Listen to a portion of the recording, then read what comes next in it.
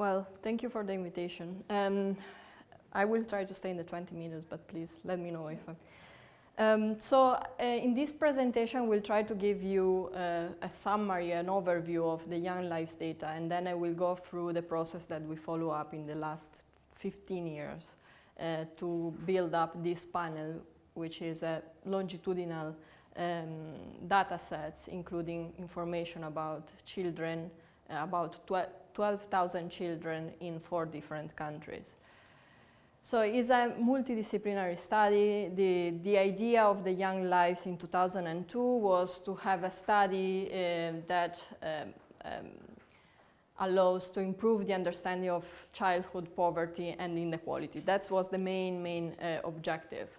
So Young Lives, actually in this presentation I'm gonna talk only about the household survey, but Young Lives has 3 components. So one is the household survey, what we call the quant. And then we have a longitudinal qualitative research and study with a collection of data over 4 different rounds. That's the qual. And then we have the school survey. So the school survey is collecting information at school level, not a household level, for a much bigger sample. And at the moment we have 2 rounds of data, one that was in parallel, run in parallel with our round 2 in the household survey, and one that is now in the field in parallel with our round 5. So that's more or less the structure. But for the household survey is 4 countries, Ethiopia, India, just 2 states, Andhra Pradesh and Telangana, Peru and Vietnam. So in total, yes, it's like 12,000 children divided into 2 cohorts. We have what we call the older cohort and the younger cohort who has been interviewing 5 times now. And yes, and we'll give you an overview of, yes, that's the structure basically. So we have the older cohort has been interviewed at the age 8, 12, 15, 19, and now they are 22. And we have the younger cohort. They were interviewed the first time in 2002 when they were about 1 year old, and then 5, 8, 12, and 15. So as you can see, and here on the bottom you have the qualitative studies that has been run kind of in parallel with the quant study, but it doesn't include any of our Young Lives children, so it's a parallel study. So as you can see here, and that's one of the nice features, so we can do a bunch of things with the data. We have a longitudinal story, so we can look at trajectories between age 8 and 22, so over childhood and toward adolescence and young adulthood. And then we have the younger cohort with basic information when they were 1 year old toward childhood and adolescence, basically. And as you can see here, we follow a structure in a way that we can also do some cross-cohort comparison, because we are compare the older and the younger cohort at the same age, so age 8 in round 1 for the older cohort correspond to age 8 in round 3 for the younger cohort, and the same for 12 and 15, and hopefully if you go to round 6 we will have more point in time where we can compare our 2 cohorts. So I will probably not have time to go into the detail of the sampling design. I have here some fact sheet on the sampling, so with much more information about the samplings. But in general, what I can say is that Young Lives data are not representative at national level. So the study born because, I mean, they wanted to look at more, understanding better the causes and the consequences of child poverty. So it has been oversampling poor area. That's the rule. And in general, we have in total, we have about 40% of the urban sample, 60% in rural area. And the sampling design has been working slightly different way in each one of the country because of many reasons. But just to give you an example, for example, in the case of Peru, in the 4 cases, we have a 4-stage sampling process. So basically, first of all, selecting the region, go to the district level, and then what we call the sentinel sites, and then within each one of the sites, a random sampling of the family with children of the age that we were interested to find.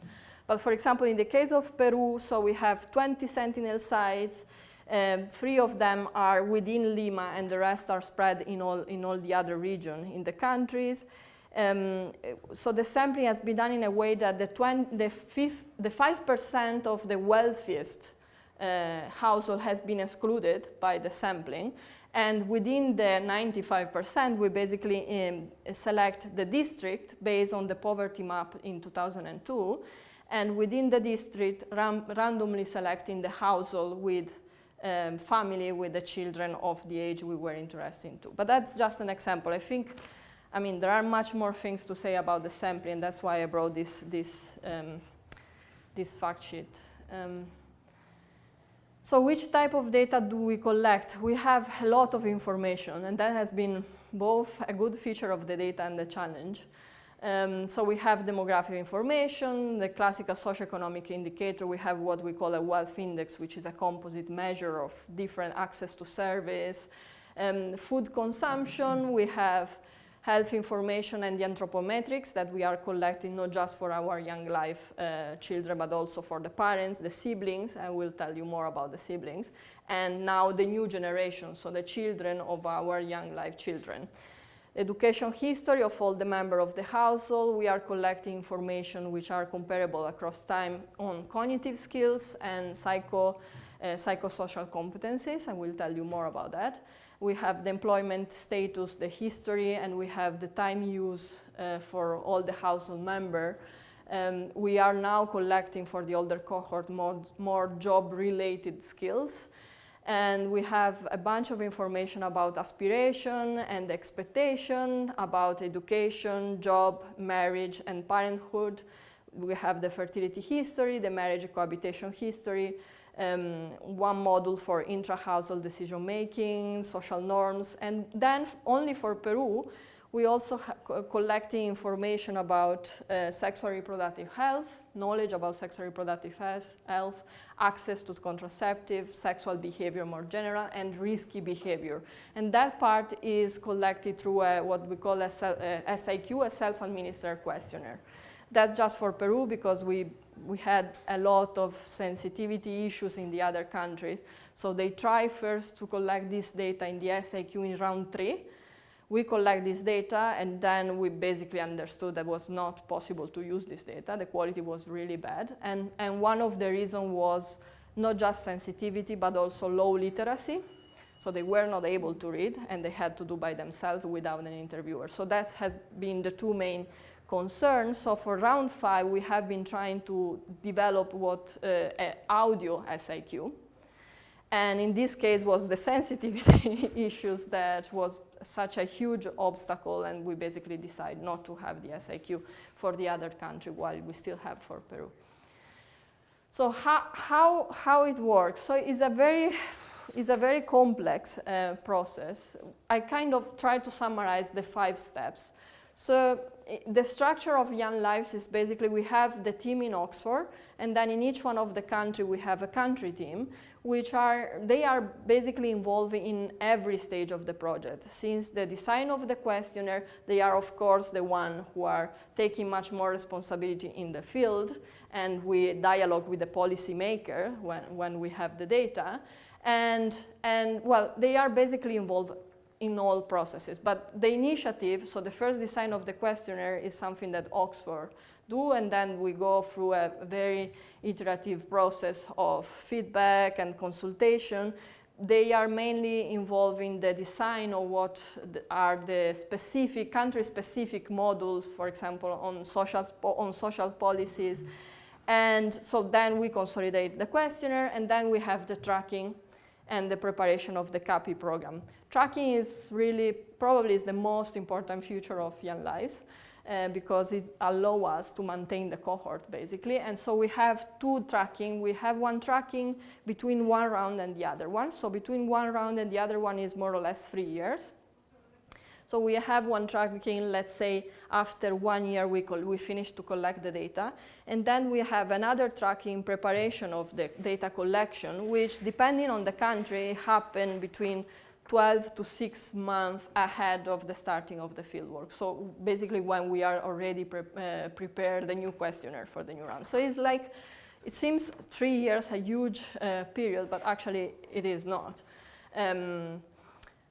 So then we have the training. We have Oxford is taking the lead on the training for the supervisor, the field worker supervisor. So we have a group of people who stay with us since the very beginning and who are the most knowledgeable field worker, basically. So there is this first stage of the field work where we also pilot new modules that we want to include in the next round of data.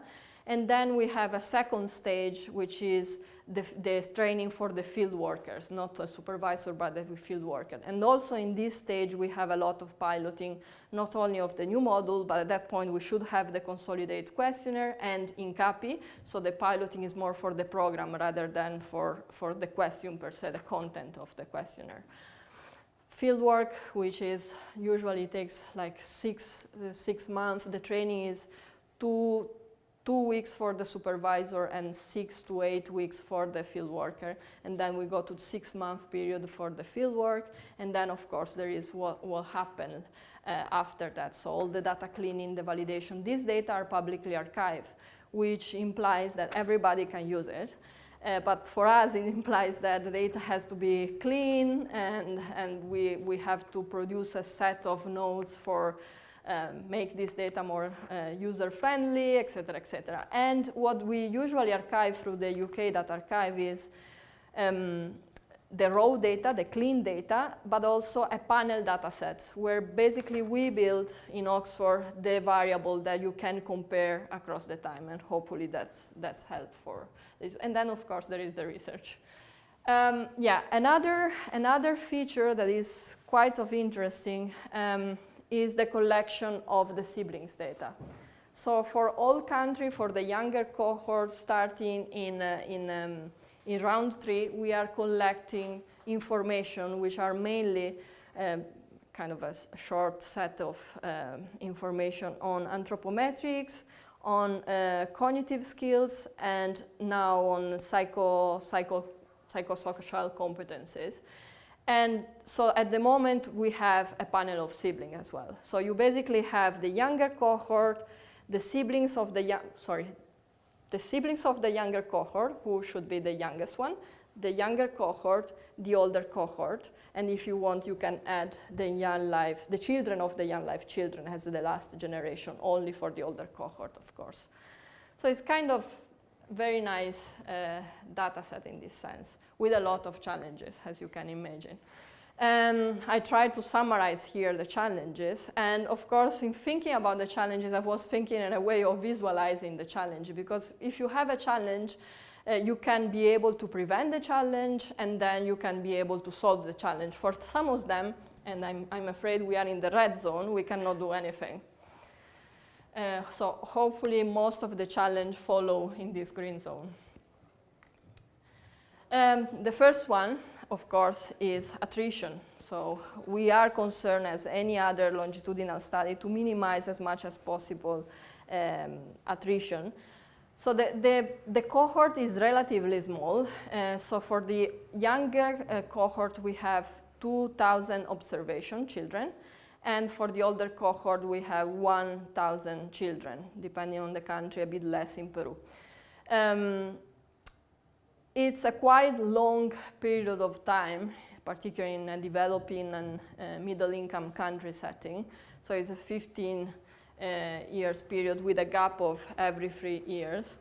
And so, yes, what we do in order to avoid huge attrition, first of all, is collecting very detailed contact information.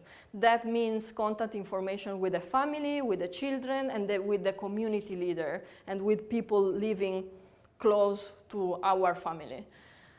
The importance of tracking, that's for sure, I think it's the most important thing. As I told you, we have 2 different types of tracking. And of course, what Young Lives has managed to do is to maintain relationship with the country team. So the team in the country team is the same since round 1, with very, very few changes. So the country director is the same, the principal investigator, it's almost the same in all country, the field worker supervisor is the same in all countries. So we kind of maintain a core team of people working in each one of the country.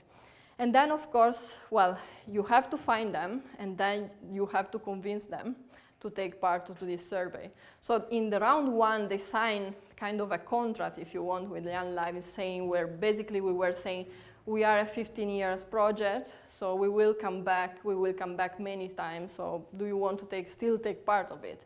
And we are trying every time to explain why we are doing that, what are the expectations. We try to establish like a reciprocity type of relationship, giving them photos, maintaining contact with them, etc., etc. So I have only 5 minutes, so I think I need to speed up a little bit. And we have been quite successful. So the attrition rate between round 1 and round 4 is 3.6 for the younger cohort and 8.1 for the older cohort.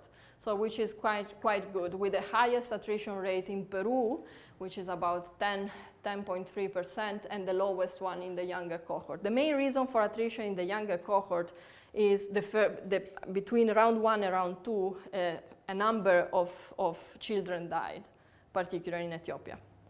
The other main reason between the other rounds is migration. There is a lot of internal migration. That's mostly the reason for attrition in Peru, which makes, of course, more difficult for us to track them. Yeah, so we did some analysis on which type of attrition do we have in round 1 to round 2, and we see that attrition is kind of related with the socioeconomic status and the wealth index that we have in our data. But then when we go and look at we look at the type of attrition, why we are not able to find them. When you look at the child death, then there is a strong correlation with the wealth index, but when you look at other type of attrition, the correlation is not so strong. And we have been doing kind of a lot of validation on trying to understand if we have attrition bias, et cetera, but I will not have time to say everything. Yeah, the second challenge is having measures that can be comparable across time, and these kids grow up, which is good. But it's very challenging for us. We have to adapt the questionnaire from one round to the other one, adding question, and be very careful that we want to maintain what we call the panel variable, so some measures that are still the same since round 1. And we want to have what we call the core-based variable, which are variables that stay the same for the younger cohort and the older cohort, to be able to do the cross-cohort comparison, measure them at the same age. And then, well, we have to deal with other issues, particularly for the cognitive test, how to have comparable measure of reading, literacy, and quantitative skills for kids that's grown up. And then, well, yes, so that's kind of one of my observations. Sometimes we get stuck with error that has been made in the past just for the sake to maintain comparability across time. And that has been like a huge challenge for us to decide what we do. Should we change it because there is a better way to ask this question, or should we maintain it? But if you change it, it's no longer comparable. So let's keep it. That's not an easy answer. Well, Lucinda talked a lot about the issues for comparability across country. We have a lot of challenge on that. There are completely different countries if you want. It's, of course, there are a lot of benefits, but for us it's difficult to construct a question that is actually easy to administer in very different contexts. So we try every time when we sit together with a country to define what are the research priority, what are the issues that are hot in the policy arena right now, etc. We go through a 2 ethical approval process, one in Oxford and one in each one of the countries. So we have to deal with a lot of these issues. And one point here, it's really important, the translation. So we are working in very different languages. So what we do, we translate the questionnaire even before build up the CAPI, and then we do back translation exercise. That's just to make sure that I'm not proficient in Telugu and I need someone else to help me and try to understand if it's exactly what is in the English version. And then one huge challenge is that Young Lives was not working in CAPI, and the switch to CAPI has been done in round 4. So it was a paper-based questionnaire in round 1, 2, and 3, and they switched to CAPI around 4. I was not in Young Lives when they do this switch, but they told me that has been a huge mess to try to, first of all, programming all the questionnaire. The questionnaire is quite long. We have a child questionnaire, caregiver questionnaire, collect information at household level, the siblings questionnaire, the community questionnaire. I mean, there is kind of huge. And of course, we know the advantage of CAPI, and now our life is much easier, I think, and the quality of the data also, I think, is higher, with a question mark. But yeah, has been a huge challenge, which also require a lot of preparation at the front end rather than at the end of the entire process. We had, in round 4, they did a lot of training for the field worker to get familiar with, in some countries, laptop-based, in some others, tablet-based. So there has been like a huge, long training for the new system in place. And yeah, and a lot of piloting as well. I think I will stop here, so we have time for questions. Yeah. Okay, lovely. Thank you very much, Marta.